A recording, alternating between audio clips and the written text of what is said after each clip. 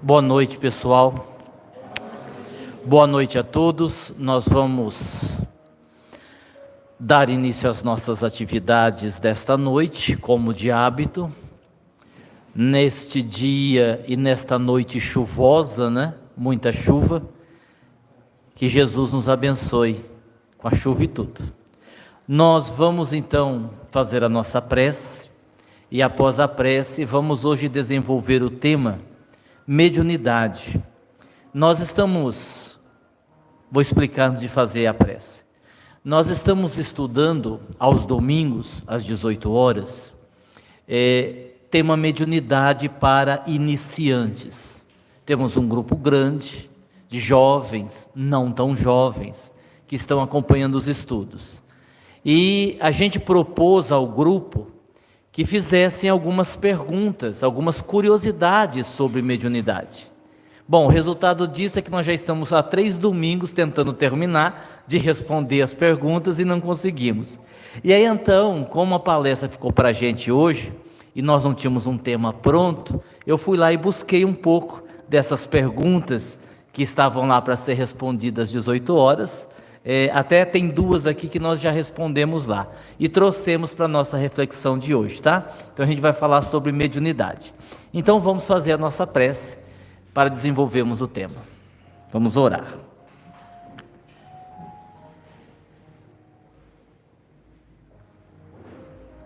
Sempre também, dando uma boa noite às pessoas que nos acompanham pelo canal, que Jesus as abençoe.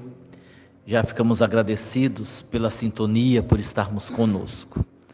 Vamos então orar.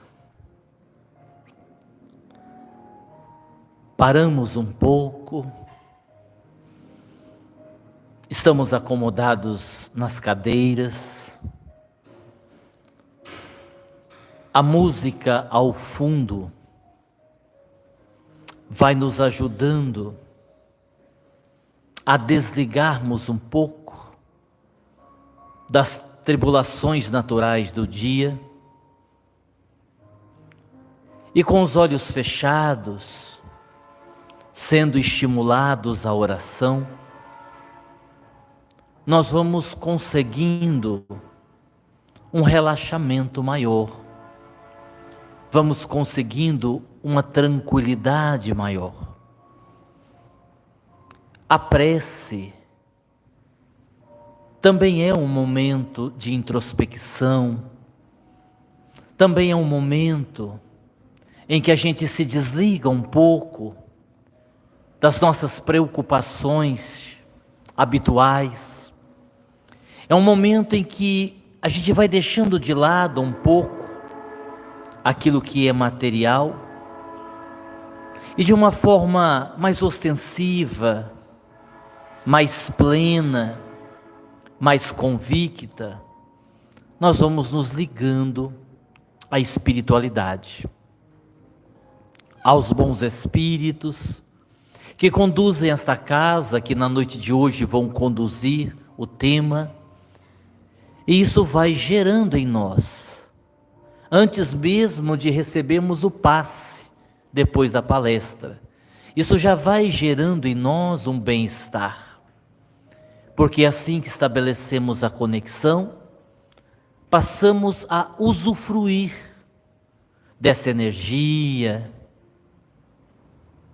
passamos a usufruir desta vibração, que aos poucos vai contagiando a todos nós.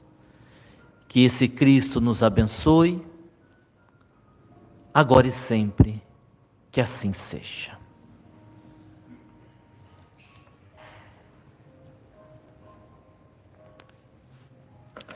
Muito bem. Existe na doutrina espírita alguns temas que são inesgotáveis.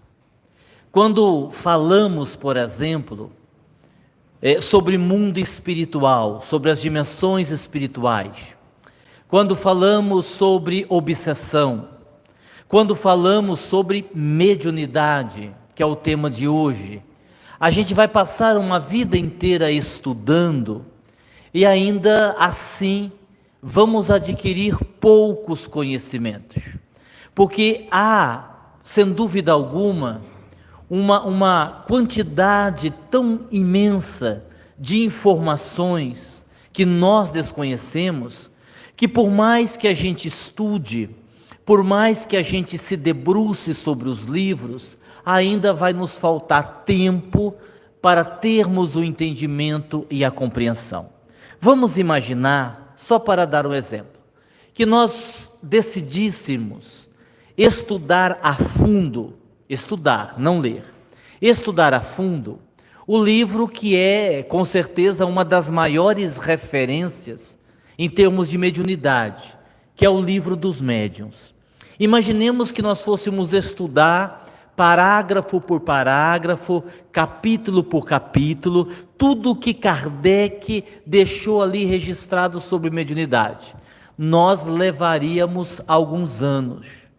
E aí tem um outro detalhe muito importante, que a gente sempre usa essa expressão com o Livro dos Espíritos. Quando a gente diz assim, eu já estou lendo pela terceira vez o Livro dos Espíritos, e eu estou aprendendo coisas que eu não aprendi nas duas primeiras leituras. E aí tem dois motivos para isso acontecer. Ou você leu e não prestou atenção, ou seja, você leu e não observou as entrelinhas, e aí numa nova leitura você consegue captar coisa que você não tinha identificado, ou, e essa segunda hipótese é a mais comum, na terceira vez que você está lendo, ou na quarta, ou na segunda que seja, você já melhorou um pouco mais, você já evoluiu, então a sua percepção agora numa nova leitura é diferente.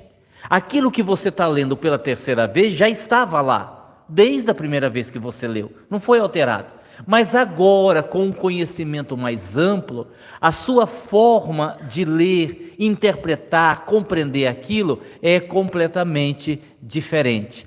Pela própria experiência que você vive, as experiências, as outras leituras, que vão nos deixando mais aptos ao aprofundamento daquilo que os Espíritos ali estão dizendo, certo? Bom, e aí então eu separei aqui 10 perguntinhas sobre mediunidade e a gente vai respondê-las para todos, independente se temos ou não mediunidade ostensiva. Sempre afirmamos isso, porque algumas pessoas têm uma ideia equivocada de que sempre que o assunto é mediunidade, da pessoa dizer assim, não é para mim, porque eu não sou médium, eu nunca fui na sessão mediúnica, né? Eu não lido com essa parte da mediunidade, então isso não é para mim. E a gente se esquece que a mediunidade é uma espécie de sexto sentido. A mediunidade, ela está em nós. Todos somos médiuns, em algum grau, segundo Allan Kardec no Livro dos Médiuns. E provavelmente nós vamos continuar sendo médiuns no mundo espiritual. E aí tem gente que diz assim, eu não tenho mediunidade, eu só sou muito intuitivo.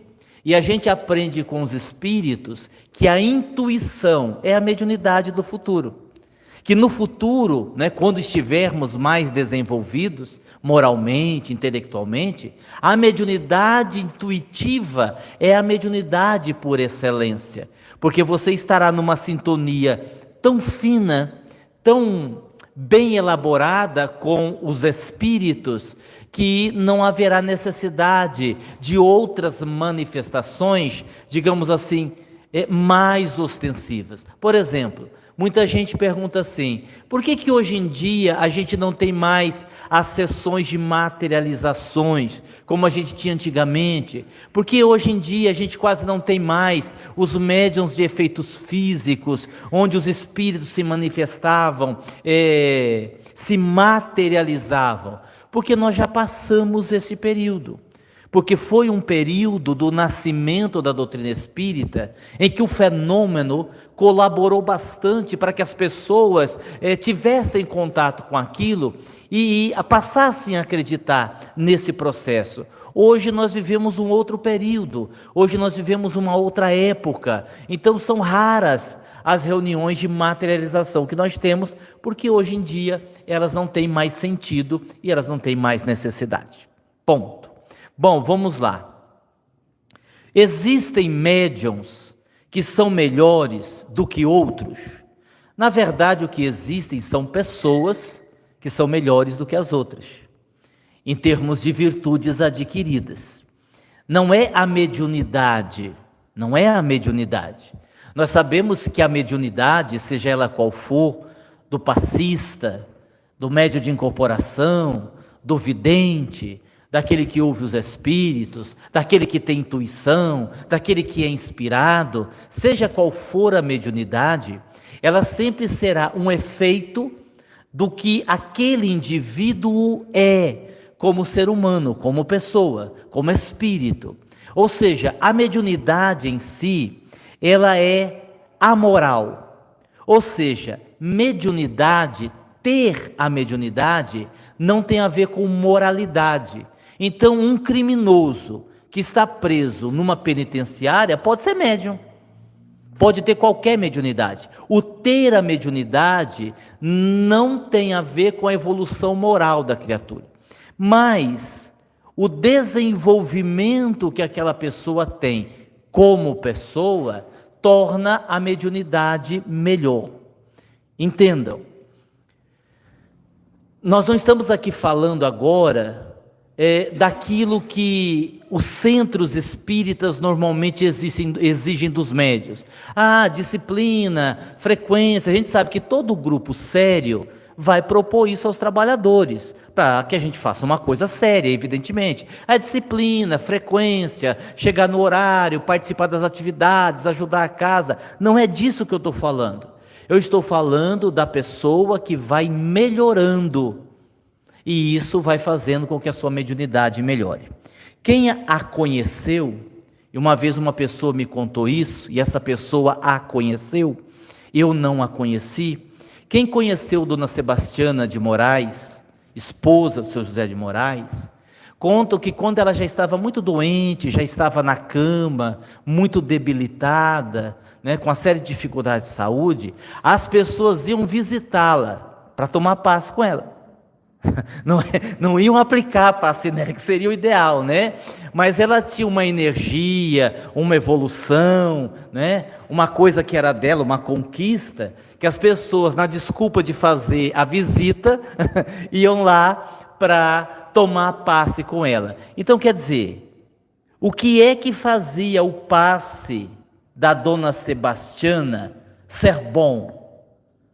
A conduta dela como pessoa. Então, assim, é bem simples. Quanto menos imperfeição eu tiver, quanto mais virtudes eu adquirir, quanto mais a minha vida estiver pautada no Evangelho, melhor eu serei como médium, seja qual for a minha mediunidade. Para aplicar um passe, para incorporar um espírito, é assim que funciona. Então não é que existem médiuns melhores uns do que os outros, o que existem são pessoas, umas melhores do que as outras, e claro, isso faz a diferença. Embora ninguém que vá tomar o passe seja prejudicado, porque ninguém pode ser prejudicado pelo passista ruim, porque assim, a gente poderia levantar uma seguinte questão: bom, então tá, eu estou aqui sentado, acabou a palestra, eu queria tanto tomar um passe com a Célia, eu gosto da Célia, eu acho o passe da Célia maravilhoso. Vixe, eu estou olhando aqui, está vindo a Márcia nessa fileira, eu vou até tentar tocar de fileira para tomar o passe com a Márcia, Aí a gente poderia perguntar assim, mas existe passe um melhor do que o outro? Então, a rigor sim, se eu estou explicando tudo isso, a rigor sim, não tem problema, porque você estando no ambiente da casa espírita, mesmo que o passista não der aquele passe, não for aquele passe bom, os benfeitores vão suprir a necessidade, pelo teu direito, pelo teu merecimento, você vai receber as energias bonitinho, certinho. Agora, se eu estou dizendo que existem pessoas melhores do que as outras, e isso reflete na mediunidade, eu tenho que dizer que sim, então, que de repente um passe de um é melhor que o passe de outro. Isso é um fato, né? A gente pode até não querer falar isso, porque não, todo passe é igual. Todo passe é igual no sentido do resultado final, que eu expliquei. A espiritualidade vai ajudar e você vai receber o que você precisa receber. Então não se preocupe. Se o seu passista é meia boca, fique tranquilo, né? Você vai receber. Agora, se a gente for então fazer uma explicação, mas tem diferença? Tem, ué. Claro que tem diferença. E isso funciona para tudo, né? Vamos pegar, sei lá, por exemplo, vamos pegar um espírito que a gente tem muito carinho, que todo mundo tem muito carinho. Vamos pegar a Dona Benedita Pimentel, que um espírito que trabalha 24 horas por dia. Ela gosta de todo mundo? Gosta. Ela ajuda todo mundo? Ajuda. Ela se aproxima de todo mundo? Se aproxima. Assim, mas a rigor, ela vai estar mais perto de quem? Quem trabalha tanto quanto ela. Porque é uma questão de afinidade. Concordam comigo? Se ela tiver que escolher em ficar perto, naquele momento, do passista que enfrentou a chuva de hoje, agora parou, graças a Deus, né? Enfiou o pé ali na enxurrada, molhou o sapato e veio para o trabalho, do passista que ficou em casa porque achou que estava chovendo muito e não dava para vir, ela já fez a sua escolha. Deu para entender? Então é bem simples isso. Essa pergunta saiu no nosso grupo, essa eu vou repetir. Quais os perigos da mediunidade? Nenhum. Não existe nenhum perigo na mediunidade. Não, mas eu conheci uma pessoa que ela foi desenvolver a mediunidade, ela ficou doida e foi internada no hospital psiquiátrico. Então, ela já era doida, já era desequilibrada e de qualquer forma ia para o hospital psiquiátrico. O que existe são trabalhos mal conduzidos, que foi o que nós explicamos no nosso estudo. Claro que quando uma pessoa ela é precipitada à sessão mediúnica, sem maior experiência, quando ela não tem um devido conhecimento, quando ela vai desenvolver a mediunidade, mas naquele momento, emocionalmente, ela não está em condição, aí a pessoa pode ter problemas. Mas aí é a forma como foi conduzido. Então, quando eu, como dirigente do centro e responsável por esta parte, não é porque a pessoa tem mediunidade que isso seja um único critério para colocá-la dentro da sessão mediúnica. Porque, embora ela tenha mediunidade, e isso é um critério, é apenas um dos critérios. Porque aí eu vou avaliar como ela está emocionalmente, que parte ali que ela diz que é mediunidade, eu vou identificar um problema emocional. Eu vou avaliar quanto ela tem de conhecimento, quanto ela tem de maturidade, e é possível que ela seja inserida no trabalho com a mediunidade, com certeza, mas não naquele momento.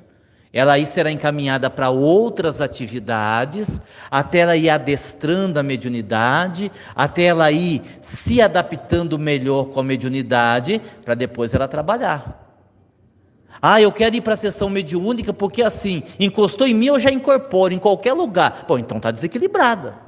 Como é que o médium pode incorporar em qualquer lugar? Pessoa que diz que incorpora em qualquer lugar, ela está com uma mediunidade desequilibrada, provavelmente num processo obsessivo. E aí então, quem está coordenando a mediunidade dessa pessoa, se não souber conduzir, pode colocá-la numa situação estranha, complicada. Por exemplo, tem pessoas que têm mediunidade e têm medo de espírito.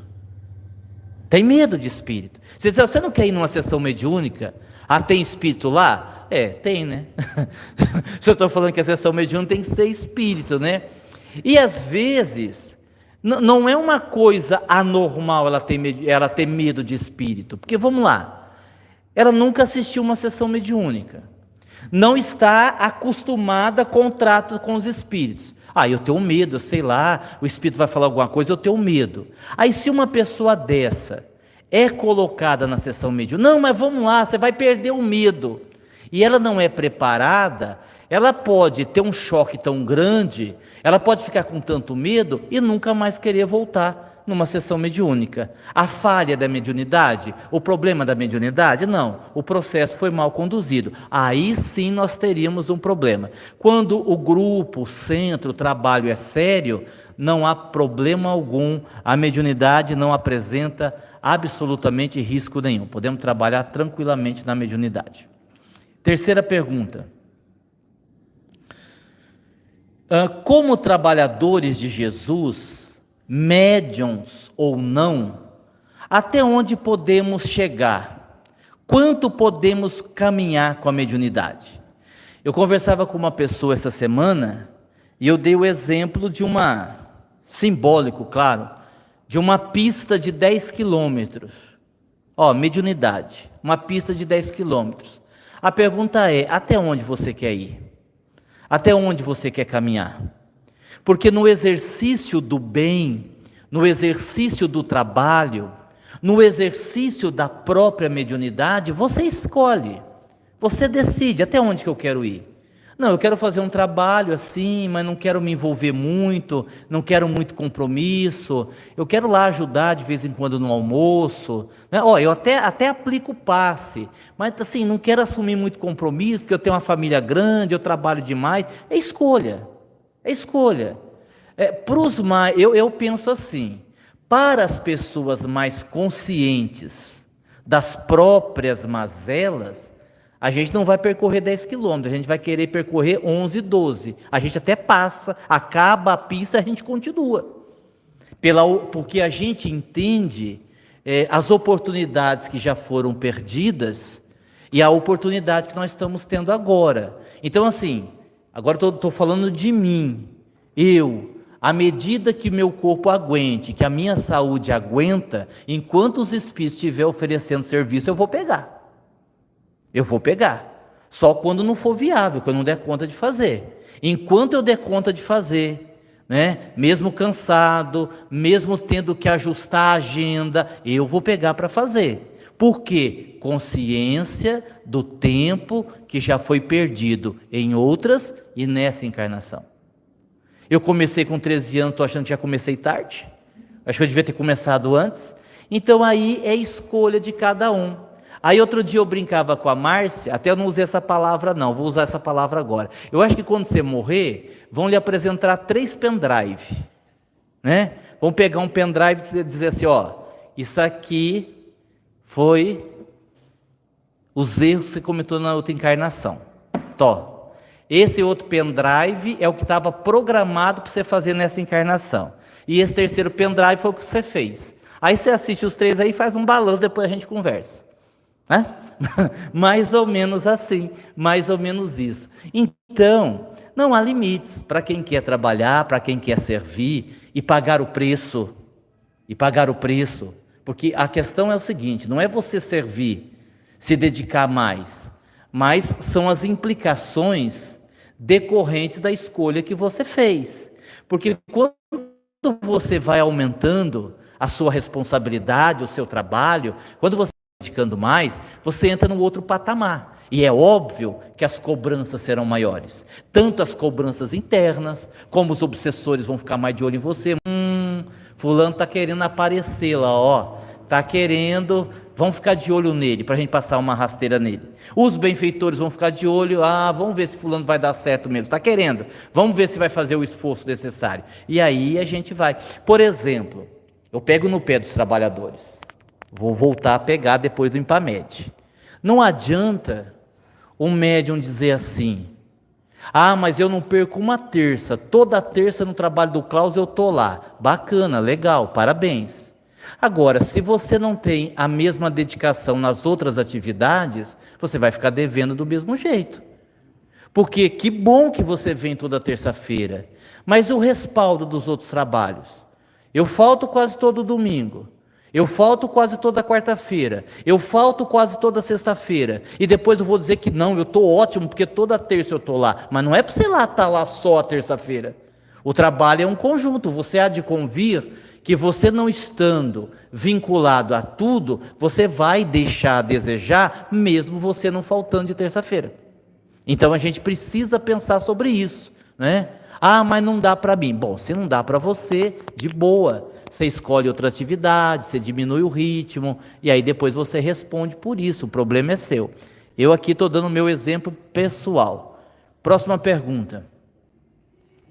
No exercício da mediunidade, podemos ficar curados de nossas enfermidades? No exercício do amor, a gente pode ficar curado das nossas enfermidades. E a mediunidade pode ser uma forma de externar amor, né?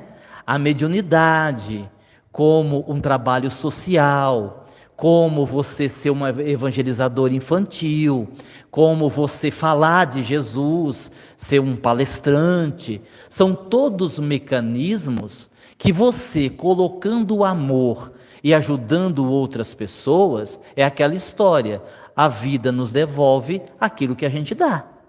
E sim, aí dentro desse sentido, a mediunidade feita com amor, claro que ela pode, se não curar, pelo menos amenizar grandes tormentos que a gente viria a ter. Uma doença física, uma doença emocional. Quantas pessoas que eu não só conheço, mas eu conduzi para o trabalho, porque me procuraram como terapeuta, como psicanalista, e quando me disseram, isso várias pessoas ao longo aí de muitos anos, que gostavam do espiritismo, que eram simpatizantes do espiritismo, e tinham problemas graves, de síndrome do pânico, de depressão profunda, de ansiedade num nível lá em cima, e eu tive a oportunidade de dizer, olha, você não quer conhecer o caminho de Damasco? Né? A gente começa assim devagar, né? Olha, você fui, gostei. Então você não quer ir no estudo de vez em quando? Posso? Pode, vai lá. Porque não, vai lá assistir. Aí passa mais um tempo, nós estamos precisando tanto de gente para ajudar a fazer almoço. Você não quer ir lá? Não, mas eu não sei cozinhar. Não, mas você descasca a batata. E de repente, passado o tempo, você não quer começar a contribuir como médium, como trabalhador? E aí a pessoa começou e continuou e foi trabalhando, e às vezes está lá a ansiedade, não curou. Às vezes está lá a depressão, não curou, mas está sob controle. Está sob controle, a pessoa está servindo, tem a crise, às vezes vem a crise, a pessoa passa o período sim, pior, mas aí ela já vai ocupar a cabeça com as atividades espirituais e está dando conta de caminhar. Então a ideia é essa, sempre que a gente se movimenta no bem, na caridade, no amor, aquilo volta para nós, seja na mediunidade ou em qualquer outro serviço do Cristo. Quem tem mediunidade à flor da pele deve ir para a sessão? É como eu disse agora há pouco, ter mediunidade à flor da pele não é motivo para a pessoa ir para a sessão. Porque a mediunidade, ela também implica disciplina, né? A mediunidade tem uma coisa muito grave chamada autocontrole, que o médium precisa ter. Dos espíritos mais agressivos, mais doentes se comunicarem através do médium, e o médium ter o controle sobre aquela situação. Então, mediunidade à flor da pele, geralmente deve ser educada. Educar a mediunidade é educar o próprio indivíduo. É igual quando as pessoas usam a expressão assim, não está errada, mas a gente vê de uma outra forma. Fulano precisa desenvolver a mediunidade. E a pessoa entende desenvolver a mediunidade, estudar, adquirir conhecimento, frequentar o centro, começar a trabalhar. Tudo bem, também é isso. Mas, sobretudo, desenvolver a mediunidade é a gente se desenvolver como pessoa, o que eu falava agora há pouco. Eu estou me desenvolvendo como pessoa e eu estou facilitando o trabalho dos benfeitores perto de mim. Porque, em termos de mediunidade, de evolução, os benfeitores não conseguem improvisar, não dá para improvisar. Então determinado trabalho ou determinados trabalhos que precisam ser feitos, eles precisam ser feitos com coerência, com preparo, eles precisam estabelecer metas, não é uma coisa assim de improviso. Então a resposta não é porque está com a mediunidade à flor da pele que tem que ir para a sessão. Quanto tempo da nossa vida devemos nos dedicar à doutrina espírita? O máximo que você puder. O máximo que você puder. Porque, sem sombra de dúvida, para mim, a doutrina espírita, depois de Jesus, foi a coisa mais importante que aconteceu na nossa vida. Tá? Eu fico imaginando todos nós aqui sem conhecimento da doutrina espírita. Como é que a gente estava por aí caminhando, com os nossos karmas, com as nossas mazelas, com os nossos problemas. Então, assim, a doutrina espírita nos deu muito. A doutrina espírita nos ofereceu muito. Então, o que a gente puder viver para a doutrina, produzir para a doutrina, contribuir com a doutrina, a gente ainda vai estar fazendo pouco, perto do que a doutrina já fez pela gente. O centro espírita deve sempre ter sessão mediúnica? Em que momento deve começar a sessão mediúnica? A gente parte do pressuposto que não dá para ter um centro espírita sem espírito. Um dos princípios básicos do espiritismo é a comunicabilidade com os espíritos. Então é uma coisa um pouco estranha você ter um centro espírita onde você não tem a desobsessão, você não tem a sessão mediúnica, etc. Todo centro deve ter. Mas é claro que o centro não deveria começar pela sessão. Não deveria começar pela sessão. Se você está organizando, se está sendo organizado um grupo de trabalho, um centro está sendo fundado, ele deve ter inicialmente outras prioridades, como a evangelização infantil, os próprios estudos, o trabalho social, e depois de um período deste grupo perseverando, persistindo, trabalhando, aí sim nós vamos dar abertura para a sessão mediúnica. Porque às vezes a gente inverte, e por tudo que eu falei até agora, fica um pouquinho perigoso. Vamos começar um grupo, vamos começar um centro. Vamos começar, e às vezes o centro espírita sempre começa na casa de alguém, né? E depois vai construir o centro, depois vai arrumar o espaço. Vamos começar com a sessão mediúnica. É um pouco arriscado, porque já envolve comunicação de espírito, e eu acho que a gente tem que começar por outros caminhos, para depois irmos para a sessão mediúnica. Bom, tem duas perguntas aqui, essa e depois a última, que está mais endereçada para o meu pessoal. Então vamos lá. Por que muitos livros da editora Sintonia focam a transição planetária? Eu acho que é pelo meu gosto. Eu gosto de escrever sobre isso. Eu gosto de psicografar sobre transição planetária. Então, creio eu que os espíritos aproveitem desse gosto para escrever livros, e são os mais variados. A gente deve ter aí hoje pelo menos uns 15 livros da editora Sintonia que tratam desse assunto, transição planetária, mundo espiritual, esses assuntos um pouco mais profundos. Então, respondendo à pergunta, eu acho que é pelo perfil mesmo. Os espíritos vão se aproveitando dos perfis de cada médium para escrever determinados processos. Vamos aqui para a próxima, essa é a penúltima. Deixa eu tentar entender aqui. Sim. A pergunta é o seguinte: o que o médium deve trabalhar na sua caminhada para ele ter segurança no seu trabalho? E aí a gente poderia dizer muita coisa, né? Mas eu vou destacar uma que eu acho muito importante. O médium, seja ele qual for, ele tem que trabalhar a ideia de equipe, ele tem que trabalhar a ideia de grupo, ele tem que trabalhar a ideia de colaboração mútua, porque é assim que o trabalho funciona. A gente brinca um pouco, e quem me conhece sabe que eu estou brincando, né? Que eu digo assim, que o meu trabalho no Impamed é tirar foto, né? Aparecer na foto, que eu não faço nada, né? Que é uma brincadeira, porque o trabalho que nos cabe é realmente ficar ali, apresentando os oradores, conduzindo o evento, enquanto o pessoal trabalha pra caramba. Então, mesmo em grupos onde uma pessoa às vezes aparece mais, então quando se fala de Caminho de Damasco, pela circunstância, aparece mais o nome do Aguinaldo. Por quê? Porque sou eu que viajo para fazer as palestras, sou eu que lanço o livro, né? Sou eu que conduzo o nosso canal, então as pessoas me veem no canal, sou eu que incorporo o Dr. Cláudio, então as pessoas ligam naturalmente, né? O Caminho de Damasco é a pessoa do Aguinaldo, mas nós sabemos que isso é uma coisa só de fachada, a gente sabe que isso é só a aparência. Nós estamos falando de um grupo, nós estamos falando de uma estrutura, de uma série de trabalhadores, de uma série de pessoas que em graus diferentes, que aspectos diferentes fazem um trabalho acontecer.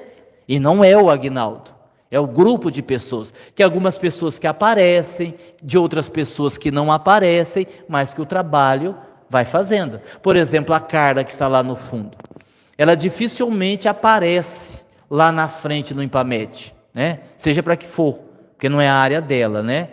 E ela controla lá toda a estrutura de base do Impamed, né? Que é os detalhes da comida, das escalas, o que está funcionando, o que não está funcionando, até porque eu não posso ficar vendo isso, né? É ela que vai ver.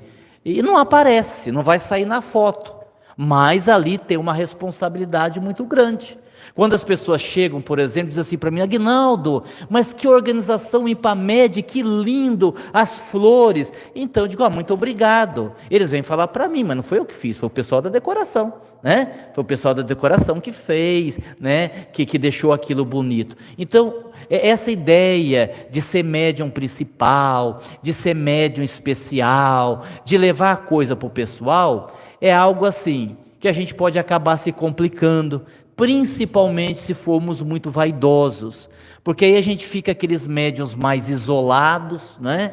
E aí os médiuns, alguns assim, acabam transitando do espiritismo para uma coisa mais pessoal. Então, se eu fosse recomendar alguma coisa, eu recomendaria isso, que os médiuns sempre procurem aprender com os mais velhos, aprender com os médiuns mais experientes, trocar experiências, ter essa ideia de equipe, porque é assim que funciona.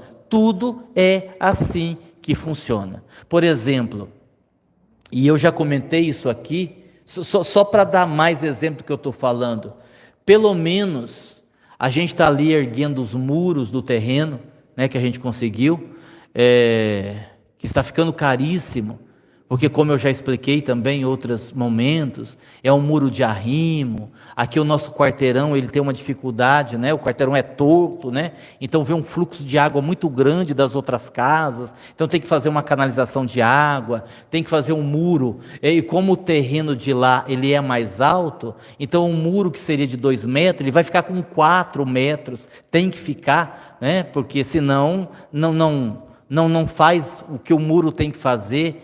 E assim, e é uma luta danada. Então, se você, para dar um exemplo, se você pôr na ponta do lápis, embora muita ajuda, nossa, 90% da ajuda na construção do terreno foram de amigos e muitos que nem espíritas são. De outros tantos que nem frequentam o caminho de Damasco. Que alguns que só vêm do Dr. Klaus. Foi dali que veio grande parte da importância em dinheiro para a gente estar fazendo o que a gente está fazendo agora. Um trabalho de equipe.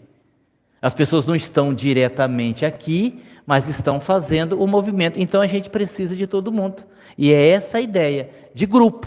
Assim a coisa funciona. Embora, repito, algumas situações a pessoa se destaca, mas não é por mérito. É pela posição que ela ocupa. Ela se destaca, mas não é por mérito. Tá certo? E a última pergunta, que foi a outra aí que eu disse que é mais do lado pessoal. A pessoa perguntou assim, ela perguntou quantos livros eu tenho editado. 38, se não me falha a memória. Acho que é 38. Qual dos seus livros é o melhor, na sua opinião? De verdade, eu não acho que tenha melhor. Eu acho que, como tudo na vida, como qualquer trabalho, ao longo dos anos, com a experiência e com a convivência com os espíritos, os livros foram se aperfeiçoando, eles foram melhorando, né? A correção começou a ser feita com mais cuidado, porque uma editora sem recurso, isso foi assim quando a nossa editora começou e foi assim por muitos anos. Uma editora que a gente precisava de tudo, de doação, até para corrigir o livro. Então, quer dizer, a gente percebe que a própria experiência foi deixando as obras melhores ao longo do tempo. Não que as primeiras não sejam boas. O que eu quero dizer é que no próprio trabalho mesmo, o fluxo com os espíritos, muito mais fácil, muito mais rápido, né? A complexidade do assunto. Então, eu acho assim, com o tempo, os livros foram melhorando em conteúdo, principalmente o aspecto mais de apresentação do livro, a linguagem, o vocabulário, esse tipo de coisa. Mas eu acho assim, que todo livro, de qualquer autor, de qualquer médium, de qualquer espírito, atinge um objetivo. né? Tem um objetivo. Por exemplo, há pessoas que detestam os livros de Zíbia Gasparetto, como eu, por exemplo, que não leio. Mas há livros da Zíbia Gasparetto que salvaram pessoas. Que a pessoa não era espírita, nunca tinha ido, começaram a ler o livro da Zíbia Gasparetto, aqueles romances, adoraram, se apaixonaram, compraram outro livro e viraram espírita, né? Por exemplo, eu no começo, eu lia muito aqueles livros da Patrícia, do Espírito Patrícia, que um monte de gente não gosta. Eu adorava, né? Você lê aquele livro, esse livro deve ter uns 40 anos, Vivendo no Mundo dos Espíritos. Ali o Espírito Patrícia, ele diz um monte de coisa profunda que muitos espíritos estão dizendo hoje. Ou seja, cada livro atinge um leitor, atinge um objetivo. Então é muito complicado você dizer assim, não, esse livro não é bom, esse livro não é legal. Aí é uma questão, se nós estivermos falando de livros espíritas, um detalhe, ele precisa estar dentro do parâmetro espírita, né? Nós estamos falando de livro espírita. Então qual é o livro espírita que não seria legal? Vamos dizer assim, é um livro espírita que fala do corpo fluídico de Jesus. Mas Kardec não fala do corpo fluídico de Jesus, não é Kardec que fala sobre isso. Mas o livro lá está colocando que Jesus teve um corpo fluídico, né? E que não era um corpo de carne e tudo mais. Então, tudo bem, você pode ler o livro. Agora, o autor está fugindo daquilo que ensina a doutrina espírita, porque Kardec não disse isso. Então, é esse o cuidado que a gente tem que ter. Todo livro de espírito ou de encarnado que é espírita, ele precisa ter uma conexão com aquilo que o espiritismo diz, porque senão ali você vai ter um desvirtuamento, você não vai ter um ponto de conexão, aí fica complicado, né? Agora, tirando esse detalhe, eu acho que todos os livros, como eu disse, atendem às necessidades. Uns gostam mais de um jeito, outros gostam mais de outro, e aí a gente vai atendendo às necessidades. Tá certo? Muito bem. Respondi as 10 perguntas que nós tínhamos aqui, né? Está respondido. Espero que vocês tenham gostado de aprender um pouquinho mais sobre mediunidade, dessa faculdade do espírito imortal que todos nós possuímos e o quanto o trabalho com a mediunidade pode nos ajudar no nosso dia a dia, a enfrentar os nossos próprios problemas, à medida que vamos ajudando as pessoas a enfrentarem os problemas que elas têm. Que a gente continue semeando, que a gente continue semeando bem para termos os resultados que nós desejamos. Muita paz a todos, que Jesus nos abençoe. E agora os médiuns vão se movimentar. Pode desligar. Vamos pedir aí para a Márcia coordenar para nós, os passistas no salão, e todos nós vamos receber o passe. Nós já vamos nos